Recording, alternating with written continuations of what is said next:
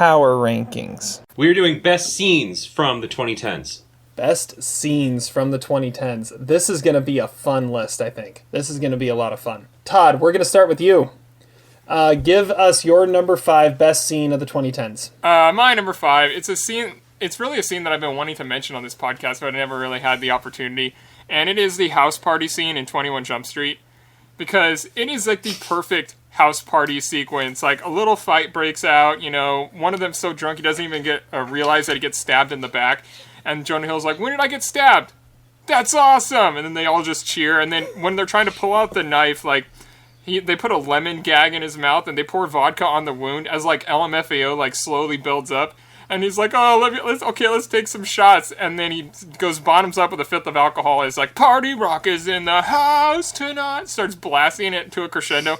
It absolutely puts you in the mood to party. You cannot turn the movie off after that. And it's like the best scene that Phil Lord and Chris Miller ever made. It was it is like the epitome of why 21 Jump Street is such a great movie. All right, I'm going next. Number 5 on my list. So number 5, I wanted to have, the 2010s was kind of dominated by the MCU, dominated by Marvel. I had to have one representation of it on here, the Avengers Assemble in Avengers Endgame, where Steve Rogers, Captain America, standing there on his own, about to take on an entire army by himself, because that's the man of virtue that he is, and he has to keep fighting until he can't fight anymore. And then everyone shows up. And just that scene, that moment, I mean, everyone knew it was going to happen. You knew something like that was going to happen. But even still, when it happens, I remember sitting in the theater and it gave me chills. And it gives me chills just thinking about that moment of, Captain America, he's the best. All you Iron Man fans, yeah, he's great, but Captain America is the best. And to have him in the center of that moment, and then all of a sudden everyone shows up the way they did, and they all have his back. That was pretty awesome. So I have to put that number 5 on my list. Well, and then, yeah, you could do that. You could do, Captain America picking up the hammer. That's a great moment too. So my number 5 scene, I went with the scene from Silver Linings Playbook, a movie that I thought was overrated, but had a few really good scenes in him. And the scene that I'm thinking of comes sort of toward the end of the movie, when Robert De Niro's character is convinced, as a Philadelphia Eagles fan, that Jennifer Lawrence has brought nothing but bad juju to the Philadelphia Eagles' epic 2008 season. And she comes into the scene, and frankly, I think this is the scene that won her Oscar, because it's incredible. She goes game by game every week that the Eagles played, and basically talks about how she was with the Bradley Cooper character, when they beat the Seattle Seahawks 14-13, and when they beat the San Francisco 49ers 41-23, I was with blah, blah, blah. And to watch, so that's great acting there, but also to watch Robert De Niro's reaction, and then he says, you know what, she's got a point, I'm going to have to rethink this. I think every superstitious sports fan watches that scene and is like, yeah, she's making some pretty good arguments there. And she's fantastic in that scene. It makes you wish the movie was a little better on a whole, but just a great scene for any sports fan and any Jennifer Lawrence fan. All right, Todd, number 4. All right, well, the reason why this list was made was because Zach texted me about a scene in a movie that he didn't like. And I said 5 of my top 25 scenes of the last decade would be from that movie, and I still think that. I'm putting one of them at number 4. It is The Wolf of Wall Street, and it is the scene where, with the lemon quaaludes, and because the second scene, by the way, mentioned today about someone crawling on the ground a lot, but this scene is awesome. Like, watching the Quaaludes take its effect, he starts slurring his speech. He goes, he skips the drool phase and goes straight to the cerebral palsy phase, which he didn't even know existed. When he crawls back, down the steps and falls down the steps to his Lamborghini, and he drives home, but totally didn't hit anything on the way back. But my favorite part of the scene is when he gets back home, and, Donnie's on the phone, and Jordan keeps screaming, get off the phone, the FBI! And so he grabs the cord, and Donnie's like, hey, I'm on the phone! That part just always cracks me up. That scene is an absolute riot. And, then he, stress eats some lunch meat, and he has to, choke him out.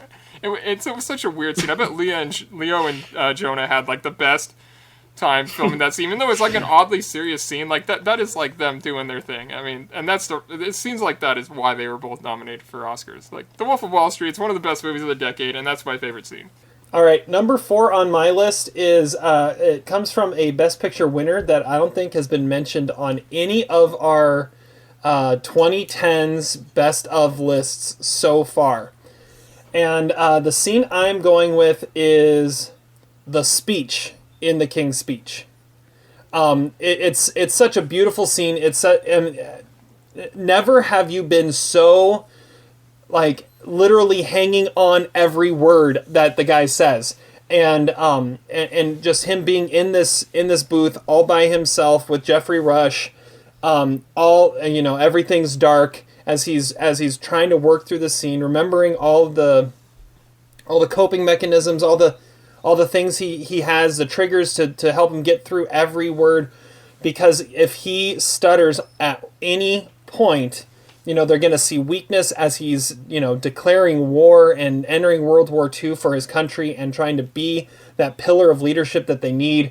I think there are several scenes in that movie that people point to of what won Colin Firth the Oscar, but I think this was by far the best, and this was a great scene, and the whole movie was building up to this moment, and it paid off everything it needed to. So it's number 4 on my list. All right, Zach, number 4. Number 4 is, believe it or not, the same number 4 as Todd had. It is Wolf of Wall Street. I'm choosing a different scene, though. I'm going with the scene sort of toward the beginning of the movie, is the scene with Matthew McConaughey. You could argue that maybe it's more of a sequence than a scene, because it does last about 10 minutes. It's almost interminable in its length, because it's so uncomfortable to watch in a lot of ways. But it is when young, naive, idealistic Leonardo DiCaprio has gotten hired at the firm, and who takes him to lunch but the worst possible person ever to take him to lunch, Matthew McConaughey, who takes drugs, and what does he say, Todd? He tells the waiter to bring him a dry martini every 30 minutes until they pass out from being drunk. It's like every 10 minutes, and then every 5 minutes after that until one of them passes out or something like that. Yeah. Exactly. They talk about how, the only way that Matthew McConaughey can get through his day is through masturbation and drugs. And they also talk about how Wall Street is basically just an illusion. A fugazi, who cares? It sets up the whole rest of the movie. It almost ruins the rest of the movie because it's such a good scene. I remember watching that scene thinking, oh my freaking God, this is going to be an awesome movie. He is setting up how Leo's whole trajectory is going to turn into, this character who is just a shell of himself and just this awful human being. And I guess that is eventually what happens to Leo, but I don't know. The rest of the movie, by comparison, seems almost prosaic, as Miles would say. That scene just sets up, this great relationship. Maybe it's because it's the only time we ever really see Matthew McConaughey in the rest of the movies. You do see him in one other scene when it actually crashes, but... Okay, Todd, number 3. My number 3 is the very first scene in a movie, and it's a movie that Zach and I like a lot. It's from Thunder Road, and it is the funeral eulogy scene. You start the movie off like that, you get to know everything you need to know about Officer Jim. He rambles on about stories about his mom, and how she loved listening to The Boss and Thunder Road. She would sing it to him as a kid, so he decides he's going to do a song and dance thing, but the CD player malfunctions, so he just breaks down, so he starts dancing and singing without the music playing, and it just creates one of the most fascinating characters and one of the most cringe-inducing things that you've seen in any movie, and definitely one of the best characters of the 2010s. Jim Cummings is an amazing actor, and this is the full degree of his talent is on display in that scene and in the movie overall. And oddly enough, I think my favorite TV scene of the whole decade was another eulogy scene. It was from BoJack Horseman, giving a eulogy about his mom, but that's beside the point. The Thunder Road, that first scene is amazing, and it was one of the first things I thought of. I was that's one scene that actually was its own short film before the movie, and it totally fits. He just expands upon it in the movie. It's an amazing way to start the movie. I've heard so many good things about that movie, and I've been meaning to watch it for a long time. I need to get around to that one. Well, number 3 on my list is my animated submission, and this is from Coco. there's so many great moments in Coco, but the one I'm going with is the one at the end. Miguel comes back and goes to his great-grandmother with his guitar, where music is outlawed. His grandmother, who doesn't speak, and he sings "Remember Me," the song that her father had written for her. And by the end of the song, she's singing along, and she starts telling stories about him and about the family that nobody had known because they never allowed music in. And Miguel opened up this whole new door. It is such. I mean, you can't watch that scene without getting a tear in your eye. It is a gorgeous scene, a beautiful scene, and it's a beautiful song too. And I just love that one. So that's I had to go with some sort of Pixar moment because Pixar has those moments, and so that's the one I'm picking. That's my number 3. Yeah, I knew that was going to be mentioned somewhere. All right, Zach, number 3. Okay, so my number 3 film is from 2013, a movie that Todd really enjoyed. The movie is Her, directed by Spike Jonze, and the scene in Her that I really like the most is the scene when Joaquin Phoenix is officially ending his marriage with Rooney Mara. And, there's been a lot of great kind of marital battle scenes this decade, in like Marriage Story and Blue Valentine and a few others. But I really like this one because of how like underplayed it is. The collapse of their marriage was a tragedy. We're not really sure exactly what happened. Spike Jonze does these really cool like flashes of flashbacks that kind of shows their happier times when they're like being silly, wearing traffic cones on their heads. But ultimately the scene is really sad and sobering, and Rooney Mara kind of signs the divorce papers, and they go through this lunch sort of awkwardly, and it of course ends with Theodore telling her that he's now dating his OS. I don't know. I really like this scene. I like the way it's shot, and I just kind of like the awkwardness and the discomfort of the mood. And I might also add, it might not even be the best breakup scene that Rooney Mara was in this decade. So there's definitely that. Todd, number 2. My number 2 also features Joaquin Phoenix. It is the processing scene in The Master, which is the best acted scene that I have ever seen, and I've been saying that ever since I first saw the movie. Philip Seymour Hoffman and Joaquin Phoenix are equally insane, and they just go toe-to-toe in that scene, and like Hoffman's intimidating, and he's menacing, and Phoenix is vulnerable and like slowly breaking down. It's like really heartbreaking and fascinating to watch. And like the story keeps changing, they keep starting over, you can't blink, the tension builds and builds. It's like watching like Tom Cruise and Jack Nicholson in A Few Good Men. It's just like a masterclass in acting, because they have nothing to play off of other than each other, and it's just so tense and fascinating to watch these two amazing actors do that. And it's one of the best scenes PTA ever did. I'm going with that as my number 2. It's sort of an obvious pick, but there it is. Number 2 on my list. This is another Best Picture nominee.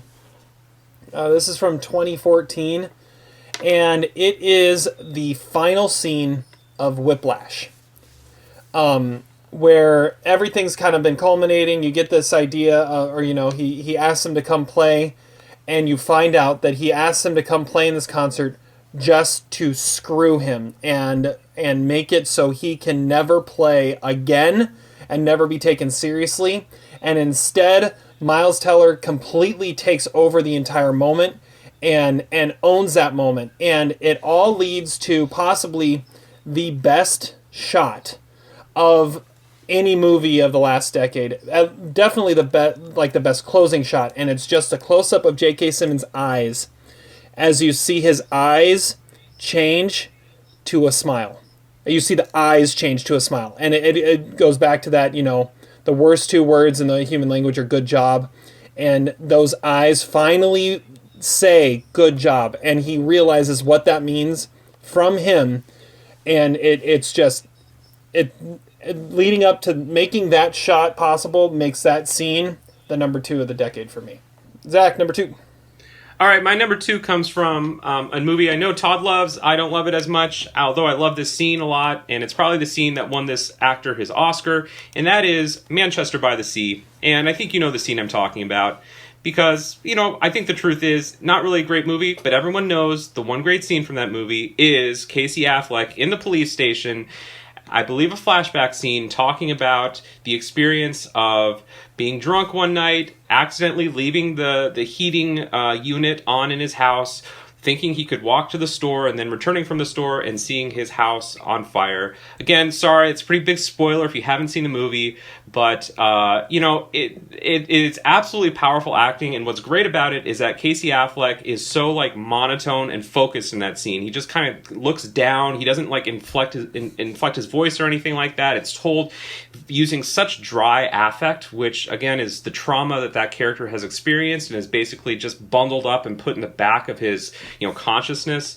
And then the scene ultimately ends with the police officer saying, well, okay, I guess you can go, and he's in disbelief that he's not like getting some sort of punishment for it or being arrested for it, and ultimately he tries to kill himself in the police station as well.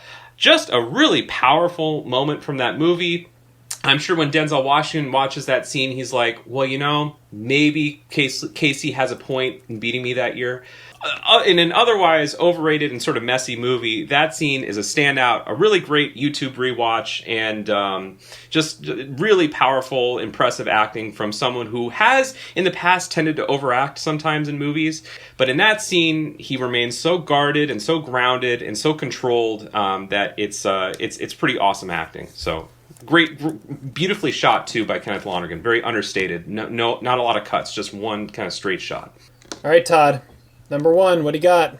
Okay, so my number one, I've mentioned this a few times. I have it ranked as this movie has my number 2 most essential employee in movies and my number 1 unexpected performance of the 2010s. And it is a scene featuring him. It is Spring Breakers every time because...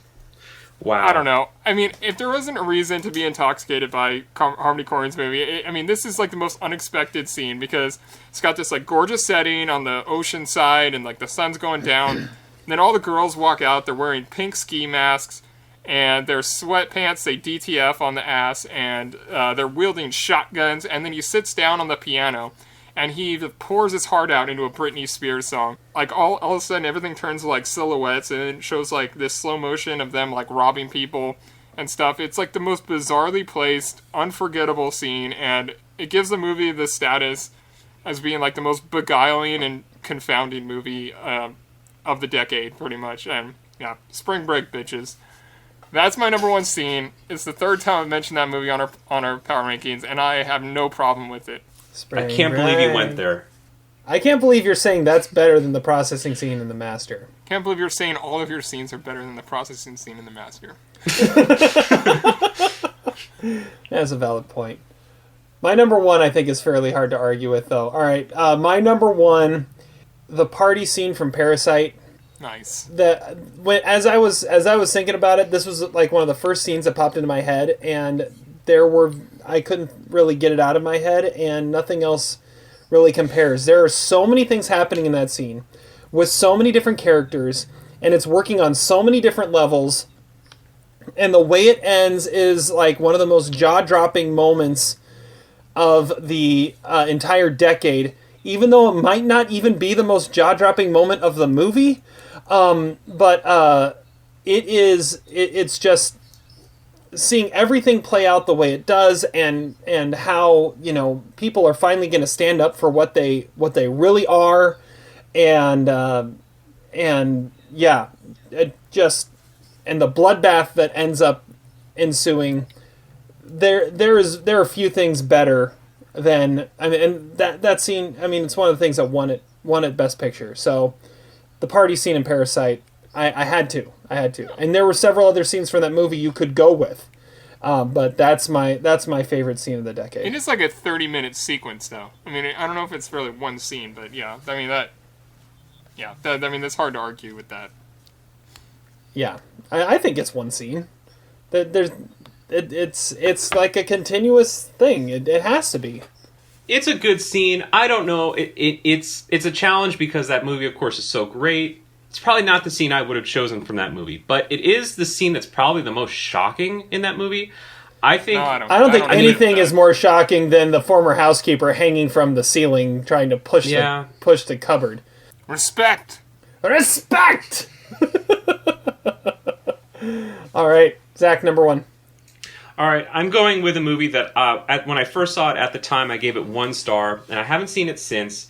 And but there is a sequence from it that is so good and is so unforgettable that I do return to it quite a bit on YouTube, and it makes me afraid to rewatch the movie because I know the rest of the movie was such garbage. But I do have to say, the sequence in Flight when Denzel Washington is drunk at the helm of the airplane, he is asleep at the helm of the airplane when the storm hits or whatever happens, and then chaos ensues, right? And you watch, his flight, his co-pilot is just losing his shit.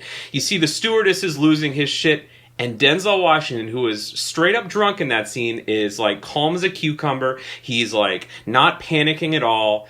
It is, first of all, it's maybe the greatest like intoxication under pressure scene of any movie ever made. And the way that he solves the crisis of the plane, which is, shutting off the engine and then doing a 180-degree vertical, inversion. Exactly. I was inverted. Absolutely, absolutely incredible. I mean, I want, Mythbusters should do an episode about if that would actually work or not. I'm guessing it probably wouldn't work, but like, that shit almost works. I believe only 6 people die in the collision, right? And he's drunk the entire time, all right? That takes balls of steel, in the words of Alec Baldwin and Glengarry Glen Ross. Like, that is a spectacular sequence by one of the all-time most schizophrenic directors, Robert Zemeckis, who is capable of doing great things and terrible things. The movie itself is pretty lousy, although I do have to say, when I watched that scene on YouTube recommends the next scene that I watch being the scene where Denzel Washington admits under pressure at the committee hearing that he's drunk. He was drunk during the flight, that he drank the vodka, and he's drunk right now. Great scene as well. Why was the rest of the movie so terrible? I can't really answer that question, but those 2 scenes are really freaking good, and tell me there was a better plane crash scene this decade. Tell me there was a better disaster or grace under pressure scene this decade. Sully. Yeah, answer is Sully. And yeah, I mean, the movie is bad, you're right.